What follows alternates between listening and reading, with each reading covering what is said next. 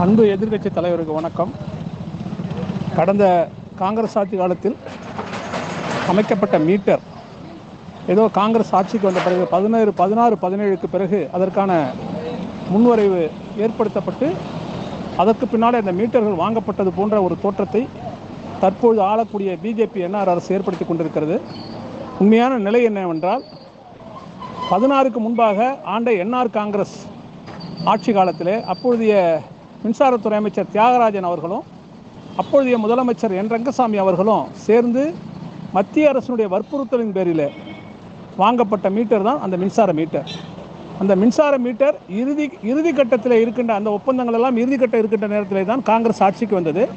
அந்த மீட்டர் வாங்குவது சம்பந்தமாக அது சம்பந்தமாக எந்த விதமான ஒரு சிறு முயற்சியும் காங்கிரஸ் ஆட்சியில் எடுக்கப்படவில்லை.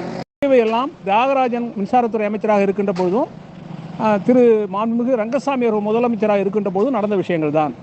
நான் தியாகராஜன் அவர்களுடைய கேட்டிருக்கிறேன், என்னதான் வாங்கினீங்க, என்னதான் செஞ்சீங்க, எங்களை தேவையில்லாமல் திட்டிட்டான்னு. அவர் உடனே சொன்னார், ஏப்பா அதில் நம்ம இஷ்டமே ஒன்றும் இல்லைப்பா, நம்ம யூடிங்கிறதுனால கவர்மெண்ட் ஆஃப் இந்தியா நீங்கள் இதெல்லாம் செஞ்சாதான் உங்களுக்கு அடுத்தடுத்து நாங்கள் பண்ணுவோன்னு சொல்லி ஒரு ப்ரெஷரைஸ் பண்ணி வாங்க வச்சுட்டாங்கப்பா அப்படின்னு சொல்லி தியாகராஜன் மினிஸ்டர் என்கிட்ட சொன்னார். ஆக்சுவலாக அது வாங்கினது முழு பொறுப்பும் அப்பொழுதைய தியாகராஜன் மினிஸ்டராக இருந்தவரும் ரங்கசாமி அவர்களும் தான். அவர்கள் மட்டும் காரணம்னு நான் சொல்ல மாட்டேன், இவங்கள மாதிரி முட்டாள்தனமாக நான் பேச மாட்டேன். ஏன்னா மத்திய அரசு அது பாண்டிச்சேரியை பொறுத்த வரைக்கும் எல்லா திட்டங்களுக்கும் ஒரு சோதனை களமாக பாண்டிச்சேரி எடுத்துக்கிறதுனால நம்ம பாண்டிச்சேரியை ஒரு சோதனை எலின்னு நினச்சிக்கிட்டு அவங்க நினைக்கிற திட்டத்தெல்லாம் இங்கே நடைமுறைப்படுத்துகிறாங்க. அதில் அந்த மீட்டரும் ஒன்று, இந்த மீட்டரும் அதுவும் அதில் ஒன்று தான். அதற்கான முடிவில் தான் நம்ம ஆட்சியில் வந்தோம். ஆட்சிக்கு வந்த பிறகு நம்ம அதெல்லாம் முன்னாடி போட்ட ஒப்பந்தத்தை நடைமுறைப்படுத்த வேண்டிய அரசுங்கிறது தொடர் பொறுப்பு.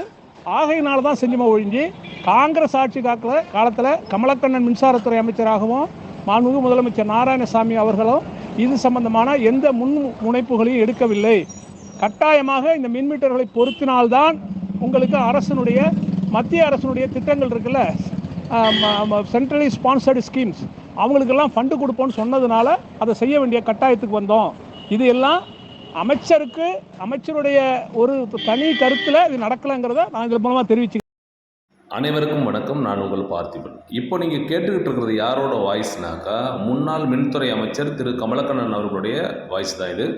புதுச்சேரி மாநிலத்தில் மின் மீட்டருங்கிற முறையில் ஒரு டிஜிட்டல் மீட்டரை பொருத்தி இதுதான் நம்ம ஃபாலோ பண்ணணும், அதில் காட்டுற ரீடிங்கில் தான் பணத்தை கட்டணும்னு சொல்லிட்டு புதுச்சேரி அரசாங்கம் சொன்னாங்க. அதன் பிரகாரம் நிறைய குளறுபடிகள் இருக்குன்னு மக்களோட கோரிக்கையை சுத்தமாக ஏற்றுக்காத அந்த அரசாங்கம் அதை தான் இப்பொழுது நடைமுறைப்படுத்தியிருக்காங்க. ஆனால் இப்பொழுது பார்க்கும்போது இந்த ஆடியோவை கேட்கும்போது தெரிகிறது இதில் மிகப்பெரிய ஊழல் நடந்திருக்கிறது, தவறு நடந்திருக்கிறது, மக்களுக்கு துரோகங்கள் நடந்திருக்கிறது, மக்களுக்கு துரோகங்கள் இழைக்கப்பட்டிருக்கிறது. இதற்கு அரசு மிகப்பெரிய பொறுப்பு வகித்திருக்கிறது என்பதை சுட்டி காட்டுவதற்காக தான் இந்த வீடியோ, இந்த ஆடியோ. நன்றி, வணக்கம்.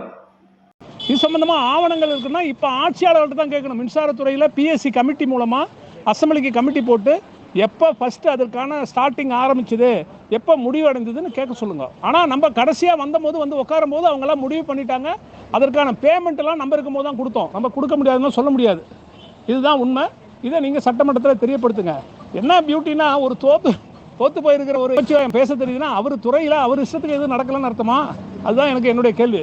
நேற்றைய தினம் கூட நமச்சிவாயம் பேசினாராம் அட்சய பாத்திரம் திட்டத்தை பற்றி. நேற்றைக்கு முன்தினம் நாஜிம் சொன்னார், அட்சய பாத்திர திட்டம் மத்திய அரசினுடைய பரிந்துரையின் பேரில் ஒரு நீண்ட ஆய்வுக்கு பிறகு கொண்டு வரப்பட்டது.